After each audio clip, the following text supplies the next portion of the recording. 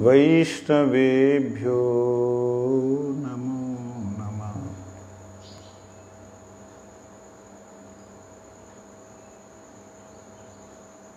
नमोऽयं विष्णुपादाय गुरुप्रेष्ठाय भूतले श्रीमते भक्तिवल्लभ तीर्थ गोस्वामी नामिने गुरुभिमान शून्याय गुरुवाणी प्रचारिणे सुशांताय सुप्रसन्नाय गुरुदेवाय ते नमः। जीवेषु कोटिमातृवत् सुस्निग्ध हृदयाय च सतीर्थ सख्य छत्राय प्रणतार्थ प्रदायिने तृणादपि सुनीचैन श्लोकस्य चैव मूर्तये श्रीराधिका पल्लदासी युगलवल्लभे नमः। पापो अहं दीनहीनं च त्वं विना नागतिर्मम अहेतुकीं कृपां कृत्वा दासं कुरु मे गुरुवर दासं कुरु मे गुरुवर। गुरुवे गौरचन्द्राय श्रीराधिकाय तदालय कृष्णाय कृष्णभक्ताय तद्भक्ताय नमो नमः।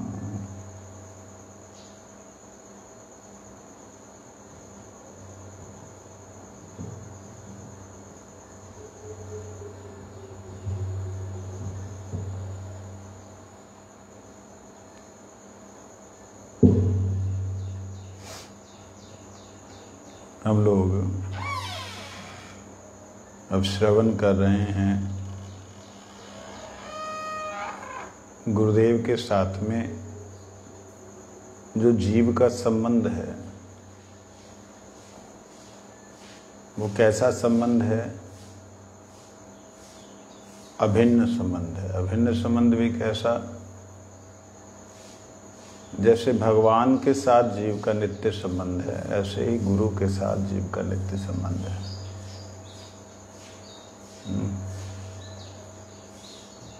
गुरु जो हैं भगवान की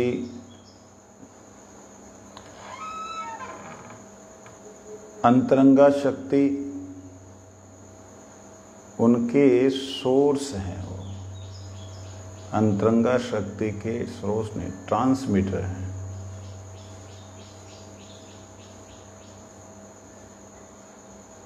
एक होता है पावर हाउस और एक होता है ट्रांसमीटर, ट्रांसफार्मर। तो जो पावर हाउस से डायरेक्टली कनेक्टेड होते हैं वो पावर हाउस की तरह काम करते हैं।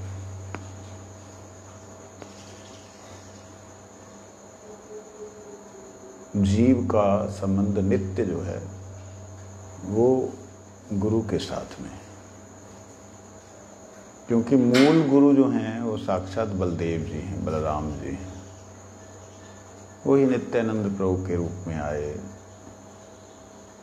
वही श्री राधा रानी की नित्य शक्ति। परंतु यहाँ पे एक बात विचार करने वाली है। अगर कोई व्यक्ति कहे कि डायरेक्टली कोई राधा रानी की शक्ति के संसर्ग में आकर के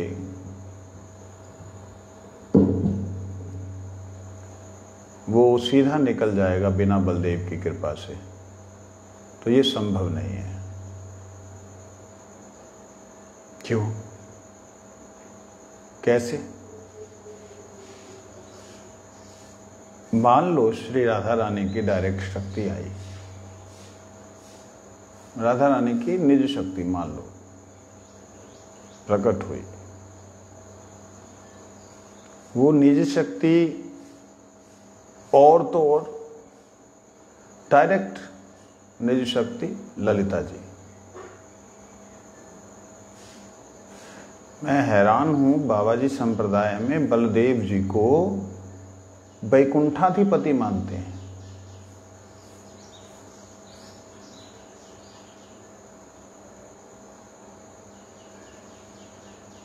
और कहते हैं कि वो बलराम जो हैं वो मूल संकर्षण, वो गोलोक धाम में उनका कोई काम नहीं। हैरान हो गया सुन के मैं। वो ईश्वर हैं। फिर मैंने बोला अच्छा, फिर नित्यानंद को कहाँ ले जाओगे? बाहर? नहीं नहीं नित्यानंद, क्या खोपड़ी है तुम लोग की, अपनी कपोल कल्पना कर रहे हो। कुछ बात समझ रहे हो मेरी? कैसी कपोल कल्पना है? बलदेव जी साक्षात धाम हैं। वो कहते नहीं, एक शक्ति धरे तीन रूप, संधिनी संवित आह्लादिनी तार, उसके नाम जो है संधिनी संवित आह्लादिनी। वो तीनों शक्तियां हैं। शक्तिमान कृष्ण, कृष्ण भी तो शक्ति है, नहीं वो शक्तिमान है। तो क्यों कहा चिद शक्ति कृष्ण है? चिद शक्ति कौन है? कृष्ण। सत शक्ति कौन है? बलदेव। सत मीन्स संधिनी, चिद मीन्स संवित, और आह्लाद मीन्स आह्लादनी। त्रिशक्ति रेखा। अगर आनंद शब्द को देखेंगे तो आनंद तो पुरुषलिंग है,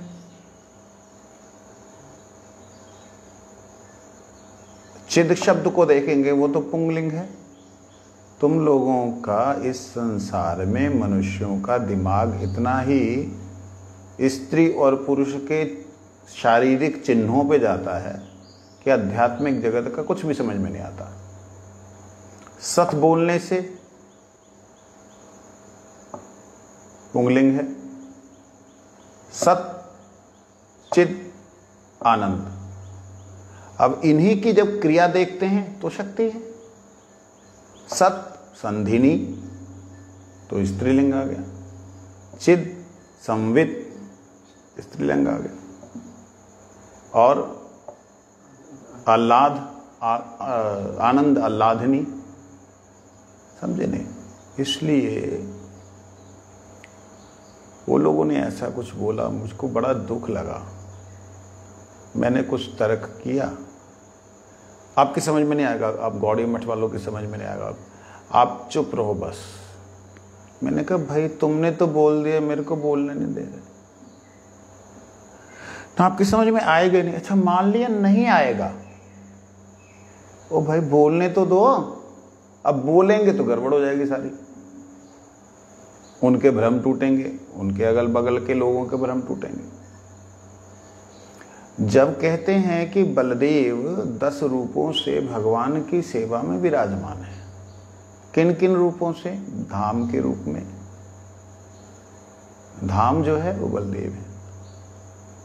बलदेव ही गोलोक धाम से जब यहां अवतीर्ण होते हैं, वही माता पिता नंद यशोदा बनते हैं। क्या करोगे? सखा वही होते हैं, दास वही होते हैं। यहाँ तक कि राधा रानी की सेवा में, ठाकुर जी की सेवा में वो अनंग मंजरी के रूप में विराजमान रहते हैं। और बोलो कहाँ जाओगे? नरोत्तम ठाकुर को बोलना पड़ा। कुछ लोगों ने इस प्रकार से राधा कृष्ण की लीला को बिल्कुल मतलब एकांत में ले जा करके उन लीलाओं को बलदेव जी से अलग करना चाहा। नरोत्तम ठाकुर, उस समय भी ऐसा हुआ था, नरोत्तम ठाकुर को बोलना पड़ा, हैन निताई बिने भाई राधा कृष्ण पाईते नाय, दृढ़ करो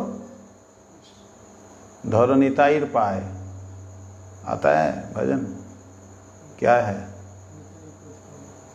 दिखाओ।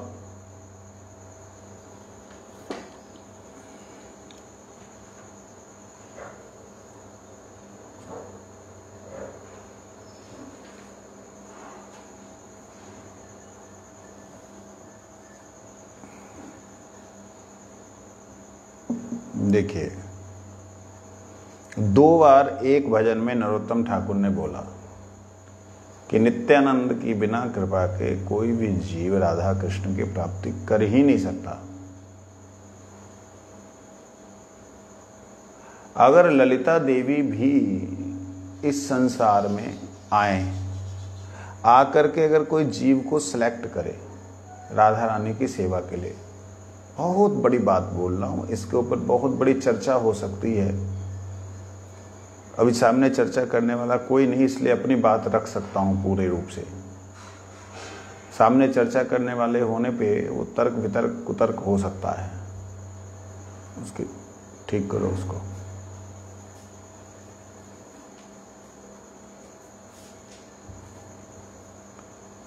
तो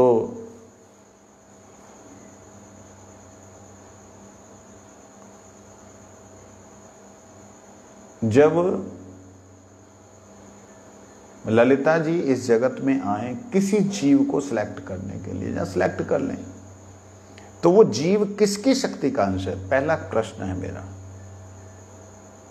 वो जीव किससे प्रकट हुआ है? कृष्ण से। कि कृष्ण क्या कहते हैं, तस्तु अन्य विद्धि प्रकृति में पराम, मेरी परा प्रकृति से हुआ, मेरा अंश है लेकिन परा प्रकृति से। परा प्रकृति क्या है? परा प्रकृति क्या? परा प्रकृति ही बलदेव है। गुरुजी बोलते हैं बलदेव साक्षात पिता हैं कृष्ण के, साक्षात पिता, साक्षात जो बलदेव जी हैं उन्हीं से जीव प्रकट हुए हैं। चाहे वो नित्य जगत के हों, चाहे वो संसार में नित्य मुक्त हों, चाहे नित्य बद्ध हों। जो गोलोक धाम में प्रकट हुए हैं, जो कृष्ण से, वो सारे सारे ईश्वर तत्व हैं। श्री राधा रानी से शक्ति तत्व हैं, आश्रय तत्व हैं। बलदेव जी से ईश्वर और आश्रय दोनों तत्व हैं। बलदेव जी की विशेषता यह है कि वो ईश्वर भी हैं और आश्रय भी हैं। कृष्ण ईश्वर अकेले हैं, आश्रय नहीं है। राधा रानी आश्रय अकेली है, ईश्वर नहीं है। लेकिन राधा रानी की ईशिता, राधा रानी की जो शक्ति मत्ता, अर्थात राधा रानी को अपना इष्ट मानने वाले उनके परिकरगण हैं।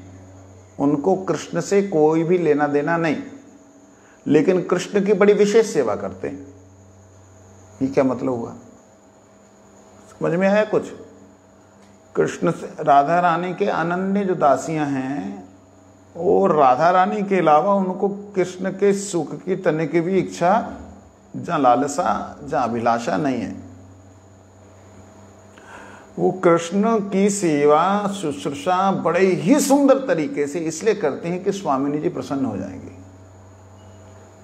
मेरी बात को गौर कीजिएगा। तो इस प्रकार से अनन्यता राधा रानी के प्रति, बड़ी विशेष अनन्यता राधा रानी के प्रति जो गोपियों की है, उस अनन्यता में भी वह कृष्ण की ही सेवा कर रहे हैं। आश्रय विग्रह तो आश्रय तत्व है राधा रानी, इसलिए कृष्ण सेवा ही कर रहे हैं। और दूसरी तरफ बलदेव जी, वो आश्रय भी हैं और विषय भी हैं। इसलिए बलदेव जी को ईश्वर के रूप में जो आराधना करते हैं, वो साक्षात कृष्ण की आराधना कर रहे हैं। यहाँ राधा रानी की उपासना जो लोग ईश्वरीय रूप से कर रहे हैं, सर्वेश्वर और राधा सर्वेश्वर के रूप में कर रहे हैं, कि राधा सर्वेश्वरी के रूप में कर रहे हैं, वो पूर्ण कर रहे हैं, क्योंकि राधा रानी उन्हीं की कृष्ण की सेवा करवाएंगे, बलदेव जी कृष्ण की सेवा करवाएंगे। वो भी जो बलदेव गण हैं वो भी कृष्ण सेवा इसलिए कर रहे हैं कि बलदेव जी प्रसन्न होते हैं। परंतु मूल बात समझने वाली है कि अगर ललिता जी भी इस जगत में आएंगी तो ये जगत किसका है? महामाया का। महामाया कौन है? योग माया की शक्ति, मतलब छाया। योग माया की छाया में क्रिया कौन करता है? क्रिया कौन करता है? जीव। जीव किसका अंश है? बलदेव जी का अंश। तो किसी बलदेव के अंश को ले जाने के लिए यहां से कहां लेके जाएंगी? कौन? ललिता जी। कहां लेके जाएंगी? धाम से कहीं बाहर? कोई और जगह पे राधा रानी को रखा हुआ है? धाम नहीं है राधा रानी जहां रहती। धाम में प्रवेश करेंगे कि धाम का स्वरूप किसका है? वो धाम कौन है? हैं? बलदेव जी साक्षात।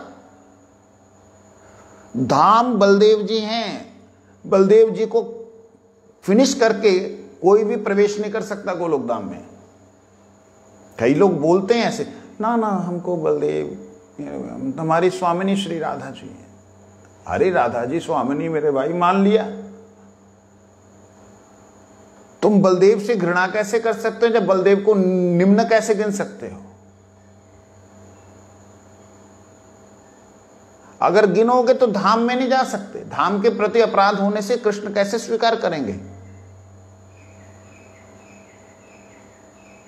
ये चीज है। इसलिए वही बलदेव जो कि जीवों के नियंता हैं, जीवों के प्रभु हैं, जीवों के कारण हैं, जितनी आत्माएं हैं उनकी कारण वही हैं। इसी प्रकार जैसे मैं अभी बोल रहा हूं, इसी प्रकार और संप्रदाय और धर्म, वो लोग कुछ और बोलते हैं। जैसे मान लो क्रिश्चियंस हैं, वो गॉड कह देते हैं। बेस थोड़ा सा कम करना है इसका। और जो बोलते हैं वो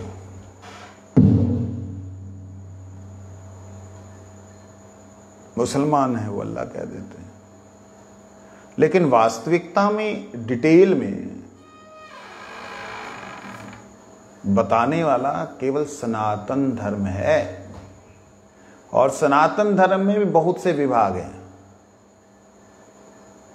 जो विभाग हैं वो ब्रह्मा को पिता बताता है, कोई विष्णु को पिता बताता, कोई शिव को पिता बताता है।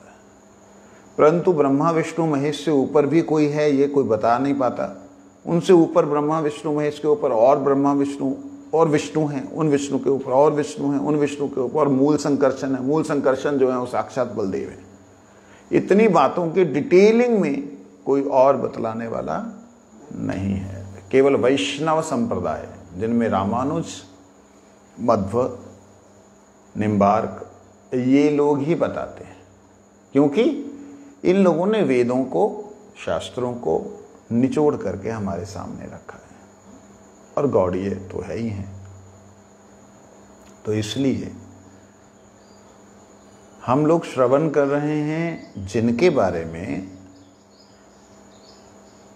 पहली बात वो साधारण हमारे जैसे आज कल मैं अपनी बात करूंगा और लोगों की नहीं करता। मेरे जैसे लोग हरि नाम दीक्षा दे रहे हैं तो लोग सोचते हैं ये हमारे गुरु हैं। मेरे जैसे व्यक्ति की बात नहीं मैं कर रहा हूं। गुरुदेव जब आता ना गुरुदेव, तो ऐसे लगता कि हाँ, ऐसा दिव्य आदर्श, दिव्य आचरण, वो ऐसे ही लगता है कि साक्षात, मतलब भले ही वो राधा रानी की ही अंतरंग सेवा में हो, लेकिन बलदेव उनमें पूर्णतया हम जीवों को आकर्षित करने के लिए विराजमान है। नित्यानंद तत्व। समझे नहीं? इसके ऊपर विशद वर्णन फिर कभी किया जा सकता है, बलदेव तत्व, नित्यानंद तत्व और राधा रानी, क्योंकि बड़ी अंतरंगता है, चीज को समझना बड़ा मुश्किल है। राधा रानी को कौन सा रंग प्रिय है वस्त्र का? राधा रानी के अंग कांति क्या है? बलदेव जी की, बलदेव जी के वस्त्र, बलदेव जी की क्रिया सेवा 10 रूपों से, राधा रानी की क्रिया 8 रूपों से सेवा, गोपी, अष्ट गोपी, अष्ट सखी।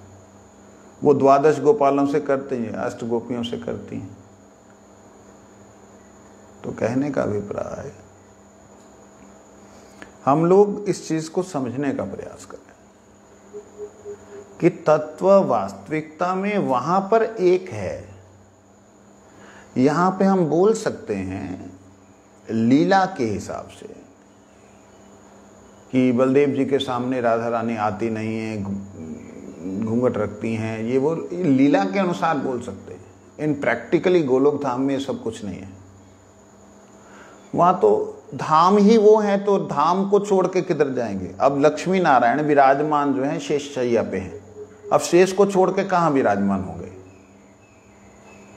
अभिन्न तत्व है वहां। वहां कोई ऐसे संसार में जैसे मनुष्य एक दूसरे के संग में संसर्ग में रहते हैं, ऐसा गोलोक धाम में नहीं। गोलोक धाम का तो ये स्पर्श ही पूर्ण देना और पूर्ण लेना है। ये छोड़ दीजिए, एक क्षण मात्र से सारी प्रकृति को जो है वो कर देते हैं, क्रियाशील कर देते हैं। यही तो ना गर्भोदशाई विष्णु की क्रिया। एक क्षण मात्र से ही सारी सृष्टि में जीव जो हैं प्रकट होने शुरू हो जाते हैं।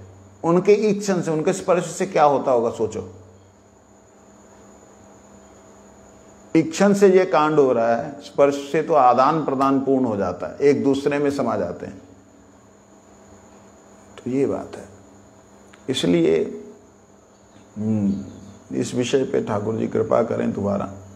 मैं जब घुस जाता हूँ किसी विषय में तो उसमें से निकलने की इच्छा नहीं होती, लेकिन मैं नहीं चाहता हूँ इस विषय में ज़्यादा बोलूँ।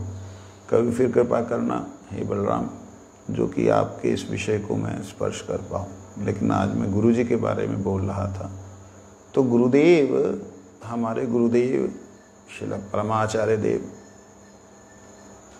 और भी अगर किसी को सुंदर नाम कोई गुरु जी का मिले, जैसे हम परमाचार्य कह रहे हैं, किसी को और सुंदर नाम कोई लगे, वो सजेशन दे सकता है मेरे को, दामोदर महाराज को और विष्णु महाराज को। परमाचार्य वैसे हम लोग बोल रहे हैं। किसी ने बोला बड़ा रूखा सा लगता है, मैंने कहा रूखा लग रहा है। अब प्रभुपाद शब्द जो है उसमें भी देखा जाए ठीक है, प्रभुपाद शब्द, प्रभुपाद सबको प्रभु बोलते, खुद को अपने उनके चरण बोलते, तो क्या करेंगे? क्योंकि महाप्रभु ने बोला मैं ही आऊँगा आपके गणों में, मेरे गण आ रहे हैं आपके, तो इसलिए वो सबको प्रभु बोलते, अपने प्रभुपाद बोलते। अगर प्रभुपाद को तो बड़े प्रसन्न होते हैं। तो विषय पे वापस आता हूँ। तो श्रील गुरुदेव परमाचार्य देव का जो लीला है उसे हम श्रवण कर रहे थे। कल श्रवण किया था हमने। जब मेरा हरिनाम हुआ तब गुरुजी ने श्री कृष्ण का अयोध्या में जो रूप था, जनकपुरी में जो रूप था, उस रूप में श्री कृष्ण का अपना जो आकर्षण और आनंद प्रदान करने का जो स्वभाव है वो कहाँ प्रकट किया। ये कल बात हुई थी,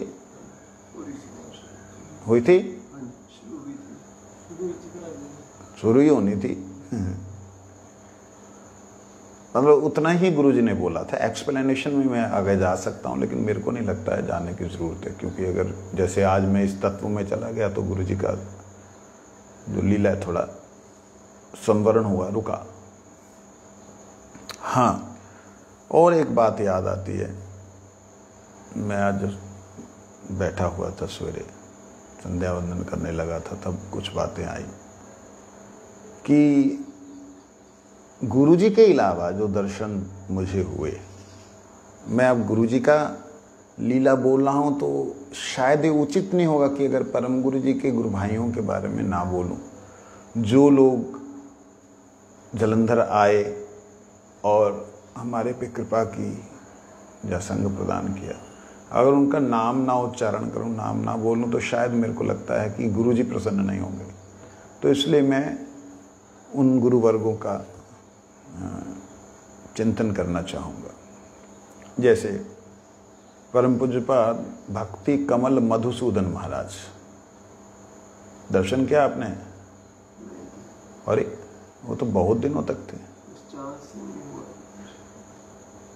कुलदीप जी ने बड़ी बार किया। तो भक्ति कमल मधुसूदन महाराज, वो तो चंडीगढ़ मठ में उनको पहली बार मिला था मैं। उसके अलावा परम पूज्यपाद श्री कृष्ण केशव ब्रह्मचारी, इनको तो बहुत बार मिले, इनकी सेवा में भी रहे। परम पूज्यपाद नित्यलीला प्रभु विष्णुपाद भक्ति प्रमोद पुरी गोस्वामी महाराज, परम पूज्यपाद नित्यलीला प्रभु विष्णुपाद भक्ति प्रमोद संत गोस्वामी महाराज। और गुरुजी के गुरु भाई जिनमें परम पूज्यपाद त्रिनस्वामी भक्ति ललित गिरी महाराज, भक्ति ललित निरी महाराज, श्रीला भक्ति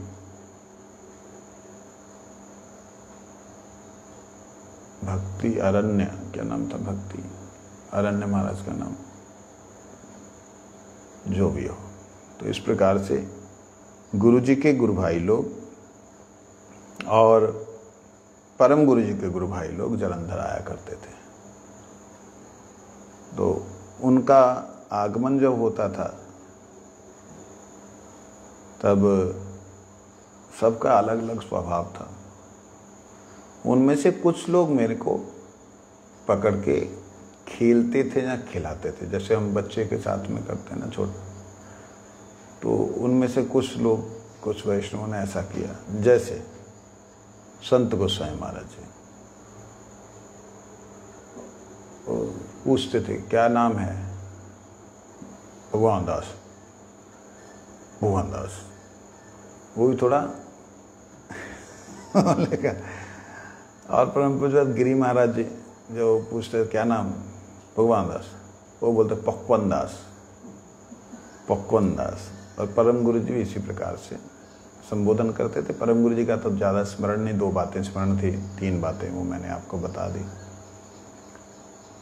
उन गुरु वर्गों में से श्री एसी भक्ति वेदांत स्वामी महाराज, परम पूज्यपाद कृष्ण केशव दास, परम पूज्य कृष्णदास बाबा, सिद्ध कृष्णदास बाबा जी महाराज, इनका भी दर्शन किया। श्रीला एसी भक्ति वेदांत स्वामी महाराज जी का दर्शन शायद चंडीगढ़ में जो आए थे, शायद चंडीगढ़ या वृंदावन या चंडीगढ़, कहीं एक जगह पे उनका दर्शन हुआ था। वो तो गए मेरा ख्याल, कौन से, कब गए थे? 77, 5 साल का था। मेरे को सिर्फ 2 सीन याद है उनके। कृष्णदास बाबा जी का अलग सीन याद है और इनका सीन याद है कि इनकी जो गर्दन है ना वो ऐसे हिलती रहती थी। जब कोई आया, ये जैसे चालू हुई ना तो ये चालू रहते थे। हाँ, तो वो गर्दन मूव करती थी। ये इनका सीन याद है। और पिताजी ने लेटा दिया, हम तो लेटते थे तो चरणों के अंदर घुसते चले जाते थे। तो स्वामी महाराज ने ऐसा किया, थोड़ा सा उठा, बस इतना सा उनका याद है और उससे आगे कुछ नहीं मालूम। कृष्णदास बाबा जी महाराज जी का दर्शन वो भी शायद वृंदावन में ही किया होगा। मेरा ख्याल कार्तिक परिक्रमा होगी, उस समय की बात है। या चंडीगढ़ मठ में बात होगी, मेरे को कुछ स्मरण नहीं, लेकिन उनका दर्शन किया था। तो उस दर्शन में वो बड़े बड़े खुले खुले उनके केश हो चुके थे, चौमासा चल रहा था शायद, केश हो गए थे, तो जाने की अवस्था थी शायद उनकी, तब किया था। मतलब स्वामी महाराज जी के जाने के बहुत साल तक रहे हैं कृष्णदास स्वामी महाराज, तो उस समय वो लोग लेके गए थे, तो वो महामंत्र कर रहे थे, हरे कृष्ण कृष्ण कृष्ण हरे। प्रणाम किया जी, इनका पुत्र है, बेटा है। हाँ, तो बड़े निर्मोह के रूप से उन्होंने किया। तो इन सब महापुरुषों का स्पर्श मिला, कृपा मिली। मैं इन सब गुरुवर्गों के श्री चरणों में साष्टांग दंडवत प्रणाम करते उनकी अहेतु की कृपा की प्रार्थना करता हूँ। हे गुरुवर्गो, आपसे अभिन्न, नित्य अभिन्न मेरे गुरुदेव हैं, कृपा करें, स्मरण कराएं उनके साथ जो जो मेरा संबंध हुआ, जो जो बातें हुई, आप लोग की कृपा से ही संभव है कि मैं फ्लैशबैक में जा सकूं। तो हरिनाम हुआ। हरिनाम होने के बाद में जलंधर वापस आ गए हम लोग। गुरु जी का तुरंत उसके बाद जलंधर प्रोग्राम था। जैसे ही हरिनाम हुआ तुरंत बाद जलंधर प्रोग्राम। और जलंधर में गुरु महाराज जी, उस साल गुरु जी ने, उससे एक साल पहले गुरु जी ने विग्रह प्रतिष्ठा की थी जलंधर में। तो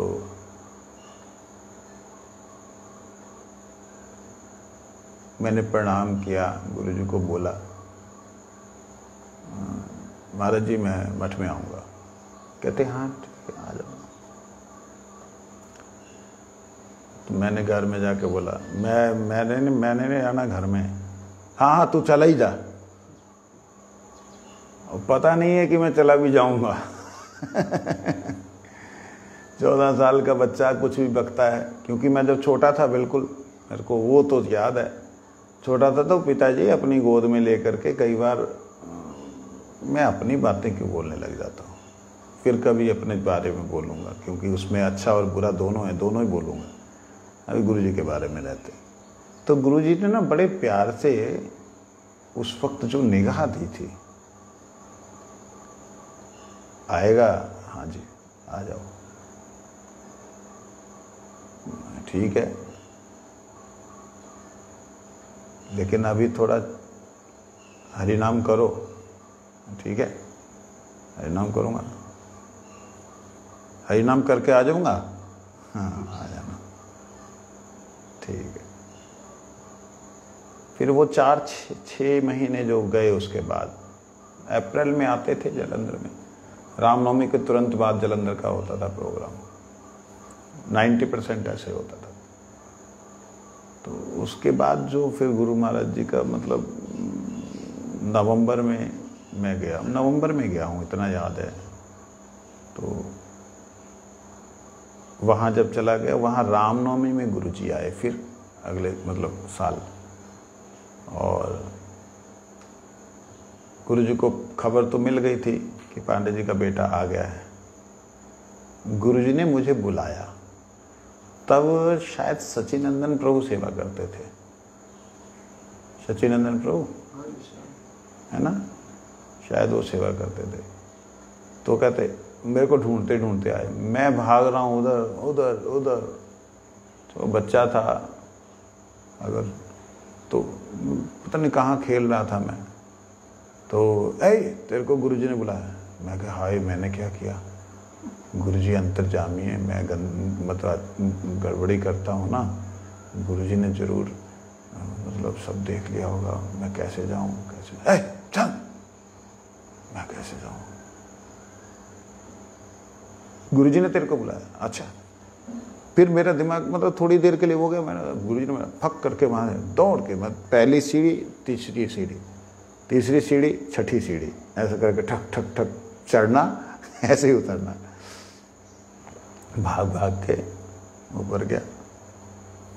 गुरुजी के पास दौड़ के जाके, मेरा एक स्टाइल था प्रणाम करने का, जो कि बड़ा ही हमारे गुरुजनों को भयंकर लगता था, डरते थे वो लोग। खड़े होके प्रणाम करते, ठक करके गिर जाना डंडे की तरह। और दोनों हाथ आगे रहने, थम करके गिरना। कई बार यहाँ भी कोई एक है और जानबूझ के घुटने मारेगा जमीन पे, जो आवाज़ आएगी तो नहीं, वो बेचारा प्रणाम करता तो घुटनों की आवाज़ आती है ढुम करके, तो गुरु कहते अरे गिर जाएगा। मैं क्या आपके चरणों में गिर जाऊं और कहाँ से आऊं? तुम आ गया? हाँ जी आ गया। कुछ चाहिए होगा तो वही निष्किंचन महाराज हैं ना, उनको बोलना, वो दे देंगे। कोई कपड़ा लत्ता कुछ चाहिए? मैं कहा नहीं, सबने दे दिया जी, मेरे को तो सभी प्यार करते हैं यहाँ पे। गुरुजी मुस्कुराए, हंसे। ये तो मतलब एक होता है ना गुरुजी से संकोच हो, संकोच था ही नहीं, मतलब बचपन से नहीं था। उनकी गोदी में, मतलब परम गुरु की गोदी में खेले, गुरुजी के आगे पीछे घूमते रहे, तो मतलब ऐसे थे कि महाराज जी हैं हमारे महाराज जी। तो वो फीलिंग नहीं थी। जैसे लक्ष्मी दीदी को भी देखा मैंने, सन 2001-2 में जो है गुरुजी प्रयागराज गए थे, 2 में, 1 में, 2 में, 3 साल लगातार प्रयाग। तो वहाँ पे गुरुजी के चरण जो हैं गंगा जी के जल से धोने लगे। तो दीदी ने बोला उसको, अपने बेटे को शायद जपति को, कि आप धो। तो गुरुजी जो हैं उनको मना कर रहे हैं। तो गुरुजी के, दीदी ने चरणों को हाथ लगाया तो गुरुजी ने ना हाथ पकड़ लिया उसका, लक्ष्मी दीदी का, ऐसे जोर से, और उसकी किसी ने फ़ोटो खींच ली। वो फ़ोटो भी शायद उसके पास है। तो मतलब गुरुजी भी उसको धो कर रहे हैं, वो भी इनको कर रहे हैं, हटो आप। मतलब ऐसा घोलमेल था हमारा। तो बचपन से थे, बोल करके सौभाग्य ऐसा मिला था खेलने धुलने का।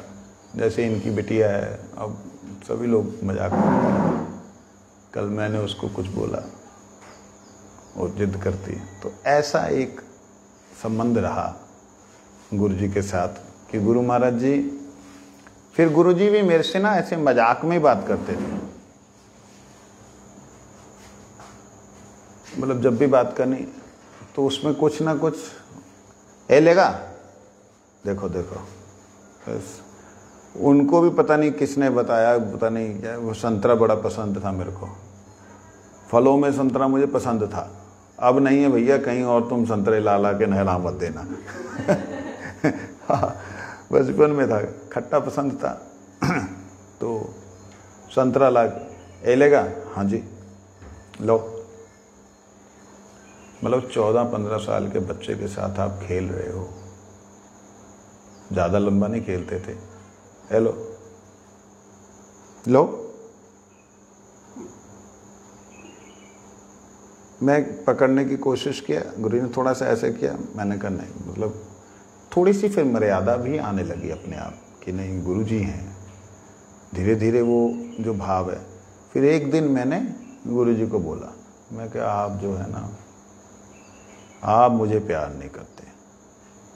शायद ही मेरे को लगता है 2, 4, 6 साल बीत गए थे, मेरे को याद नहीं कितने साल बीते थे। मैं आप प्यार नहीं करते, क्या हो गया,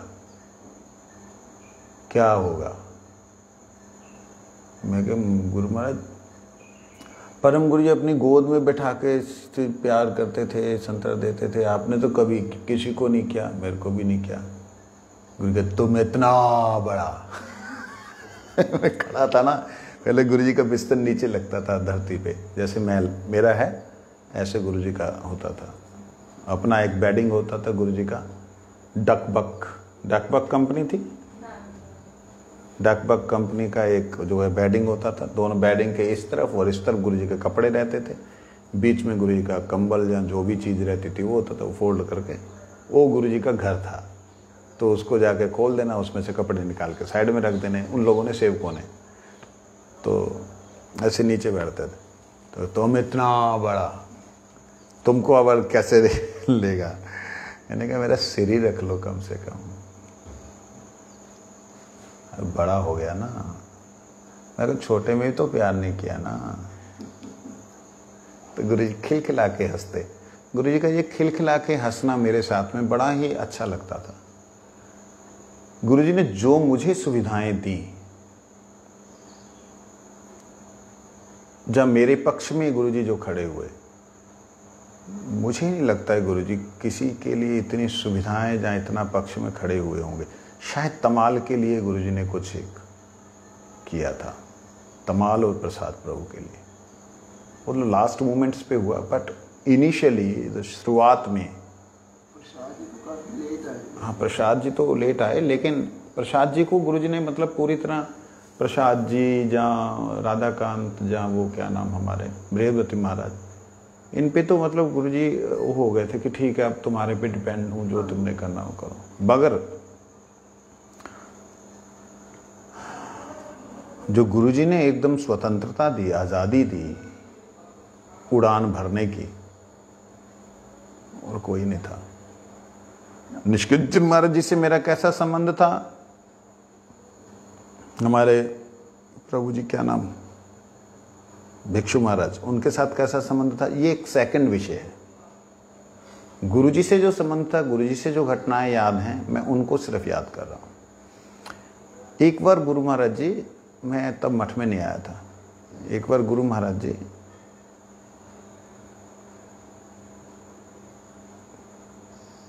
परम गुरु जी के टाइम पे होशियारपुर में गए थे। वो बताया था ना हरियाणा वाला, वो हरियाणा के बाद में होशियारपुर आए थे। होशियारपुर वो कितना दूर है? 45 किलोमीटर, 45 और 50 किलोमीटर। हाँ, उसके बाद होशियारपुर आए। अच्छा, होशियारपुर में प्रोग्राम जो हो रहा था हरि बाबा मंदिर के यहाँ पे, तो वहाँ माता जी, पिताजी, सब लोग, मतलब होशियारपुर पास में था, आए हुए थे। तो परम गुरुजी ने गुरुजी को हरि कथा करने के लिए बोला। जहां तक मुझे याद है कि शायद परम गुरुजी थे या गुरुजी थे, ये मुझे को अब कंफ्यूजन है थोड़ी इसमें कि गुरुजी हरि कथा बोल रहे थे या परम गुरुजी बोल रहे थे, इसमें मेरे को थोड़ा धुंधलापन है। लेकिन मुझे कथा याद है, मुझे अपनी पोजीशन याद में कैसे बैठा था, तो वो थोड़ा याद करता हूँ। ओ शायद गुरुजी थे। इतना है कि परम बड़े स्वरूप भी था, मतलब परम गुरुजी बैठे थे और भारती महाराज भी तब आते थे उस वक्त परम गुरुजी के टाइम पे। तो ये लोग ऐसे सब लोग बड़े सुंदर सुंदर महात्मा बैठे हुए हैं। मेरे को ऐसे लग रहा था कि ये लोग जो है ना सीधा वहाँ भगवान के धाम से ऐसे आए हैं हमको लेने के लिए। वो फील हो रहा था, उस फीलिंग में मैं बैठा सामने और हरि कथा शुरू हुई। मैंने ये पैर इस पैर के ऊपर ऐसे रखा हुआ था और ऐसे करके जैसे बैठा हुआ ना ऐसे सुन रहा था।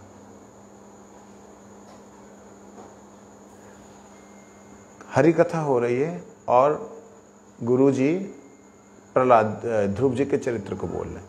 ध्रुव का चरित्र मुझे ये फील हो रहा था कि शायद मैं ही हूं वो, ध्रुव कोई और नहीं, मैं हूं, ऐसा फील हो रहा था।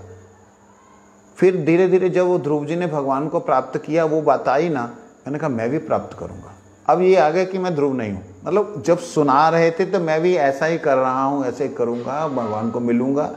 जब उनको मिले तब ये मैं भी भगवान से मिलूंगा, मतलब ये फीलिंग आई।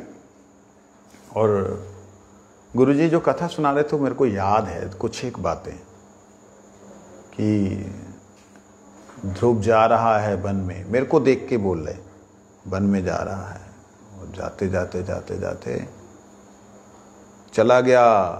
1 दिन 2 दिन 3 दिन खाया नहीं, पिया नहीं, सोया नहीं, केवल कहाँ पद्मपलाश लोचन हरि, कहाँ पद्मपलाश लोचन हरि, बुला रहा है भगवान को।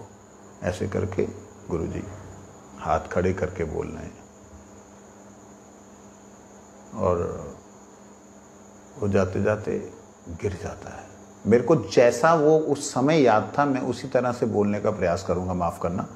अब तो उसको मैं अपनी बुद्धि से बोलूंगा तो शायद वो मिक्सचर हो जाएगा। उसको उस समय जो याद था, जाते जाते वो गिर गया। जब उठा तो देखा एक बड़ा सा सिंह उसके सामने है, उसका आँख रात को चमकता है। उसको देख के बोलता है, क्या आप मेरे हरि हो?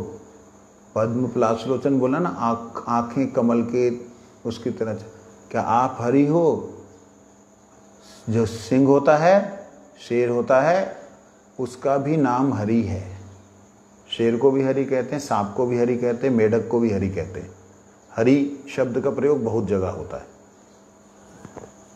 जो प्राणन को, हिरण को भी हरि कहते हैं, बंदर को हरि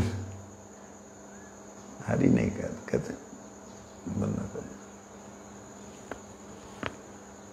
तो इस प्रकार से वो हरि मुख वाली बात कर रहे हो कि उनको मुख दे दिया बंदर का, हाँ, नारद जी को। अच्छा, तो यहाँ पे वो गुरुजी सुना रहे हैं और मेरे को ये फील हो रहा है कि मैं भी ऐसे बैठा हूँ, मैं भी ऐसे कर रहा हूँ। वो आत्मसात हो गया मेरे। और मैं जब वहाँ से उठ करके प्रणाम करके गया और जाते ही मैंने माता जी को बोला, तब मैं इतना छोटा था, आप ये कल्पना कर सकते हैं।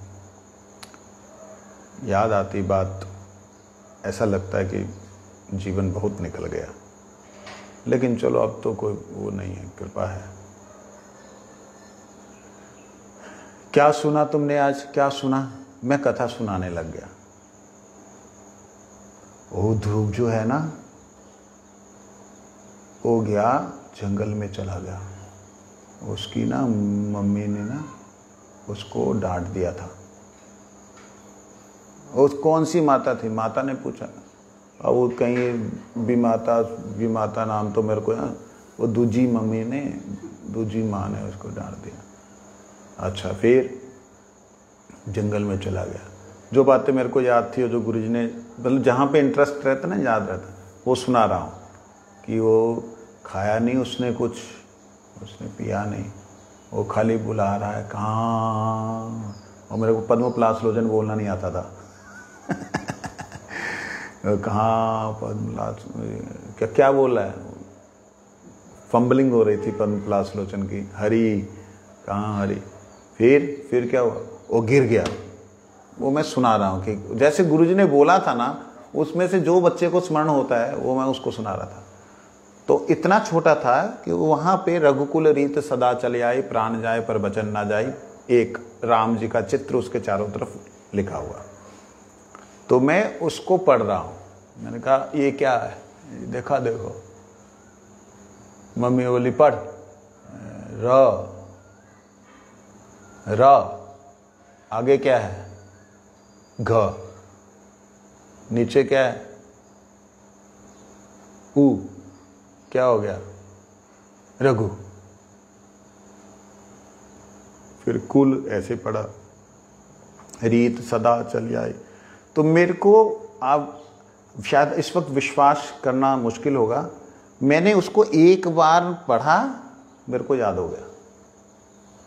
मैंने कहा मेरा वचन है, मैं भी चला जाऊंगा, साधु बन जाऊंगा, मैं भी ध्रुव की तरह भजन करूंगा। उस उम्र में मैंने ये बोला था। अब कितनी उम्र रही होगी? 6-7 साल रही होगी, है ना? इतनी होगी। मतलब वो तो परम गुरु जी तो 7 साल तक ही, मतलब परम गुरु तो चले गए थे। जहाँ 6-7 साल रही होगी, इस समय में परम गुरु जी थे या नहीं थे। मतलब उस स्टेज के ऊपर बड़े से एक महाराज थे, गुरुजी थे, तो भारती महाराज होंगे वो, या गुरुजी। मतलब मेरे यहाँ कन्फ्यूज़न है कि वो गुरुजी ही ने कथा की, क्योंकि गुरुजी परम गुरुजी की तरह ही बोलते थे सब कुछ एज इट इज़। उनका तो टेप रिकॉर्ड था। कथा बोलने तो जो उन्होंने बोला, जहाँ वो शब्द बोला, जैसे उन्होंने प्रेशर दिया, वही गुरुजी का सिस्टम था। तो खैर जो हो, तो उस वक्त ऐसा बोला। और मजाक में हमारी माता गुरुजी के पास लाई।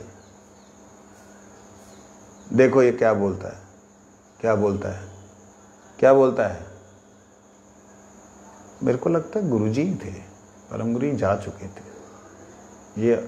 ये लगभग 80 की बात होगी, मतलब जहाँ तक स्मरण आ रहा है गुरुजी ही थे। परम गुरु जी थे, मालूम नहीं, मेरे को कन्फ्यूजन है जो भी है। देखो क्या बोलता है, क्या बोलता है, पूछा उन्होंने। मैं कहा रघुकुल रीत सदा चले आई, प्राण जाए पर बचन न जाए। तो मैं ध्रुव की तरह भगवान को मिलूंगा। हाँ हाँ हाँ हाँ, आशीर्वाद दिया, जरूर जरूर जरूर। अभी पढ़ो, नहीं पढ़ाई करनी नहीं, ध्रुव की तरह मिलना है। वो उसको मिले, मेरे को ही मिलेंगे ना, मेरे को मिलेंगे, हाँ हाँ मिलेंगे। इस तरीके से गुरुदेव का एक बड़ा प्यारा, परम गुरु जी का मेरे को लग रहा है, क्योंकि मैं बहुत वो छोटा था बहुत, उस हिसाब से जहाँ जिस हिसाब से बच्चे की रघुकुल रीत पढ़ना शुरू होता है, कब कितनी उम्र में होता है? 6 साल में शुरू हो जाता है। तो परम गुरु जी थे आई थिंक इतना, क्योंकि घर में हमारे पिताजी रामायण की चौपाइयाँ तो बोलते रहते थे, रघुकुल रीत सदा चली आई, प्राण जाए पर बचन न जाए, कथा सुनाते रहते थे राम जी की, इनकी उनकी। तो इस प्रकार से गुरु जी के साथ में जो संबंध था, वो संबंध बढ़ता गया। पहले तो ऐसे लगा कि गुरु जी जो हैं वो महाराज जी हैं, मेरे गुरु जी तो वो गुरु जी थे। बाद में घटना आपको बताई थी, एक हुए गुरु जी ने फिर जब भी पंजाब आना, आकर के कोशिश गुरु जी की होती थी कि मेरे को साथ में रहते थे, और भगवान दास को भी भेज दो, निष्किंचन महाराज को बोलते थे, अच्छा ठीक है भेज दिया। और बहुत ज़्यादा हाइपर एक्टिव होने के नाते, चंचलता होने के नाते, मैं उस वक्त गुरु जी के संबंध को ढंग से समझ नहीं पाया। 88 के बाद में और 89 के बाद में गुरु जी से सीरियसली संबंध में जुड़ा। 88 और 89 वहाँ से गुरु जी के साथ में एक विशेष संबंध जुड़ा। क्या हुआ उसको हम कल को श्रवण करेंगे। अभी जो बातें हैं ना, ये उखड़ी उखड़ी सी हैं, इधर से उधर से उधर से, एक सीक्वेंस में नहीं है, इनको एक सीक्वेंस में लाना जरूरी है, एक के बाद एक, एक के बाद एक, एक के बाद एक। तो उससे गुरु जी के साथ में कैसा संबंध रहा, कब कब मिले, कब कब क्या बात हुई, वो अच्छा रहेगा। क्योंकि गुरु जी की कथाएं तो जगत में ऑलरेडी ऑडियो के रूप में है, वीडियो के रूप में है। गुरु जी के साथ किसी जीव का संबंध होता है, और संबंध में वो क्या वार्तालाप होता है, कैसा क्या किया, ये बातें भी ज़रूरी हैं। जिससे क्या होता है कि जैसे भगवान की गीता तो है, लेकिन भगवान की लीला, जैसे भक्तों के साथ में उसके कंधे पे चढ़ के वो थोड़ा ये किया वो किया, वो सारी अगर लीलाएं ना हों तो जीव कभी भी नहीं सोच सकता कि हम भगवान से मिल सकते हैं। तो भगवान जो शाखाओं के साथ, अपने मित्रों के साथ, पिता माता के साथ लीला करते हैं, वो हमारे अंदर संबंध की जागृति करते हैं। तो इस प्रकार ने गुरु जी ने कुछ एक संबंध भी जागृत किया। कल को बाकी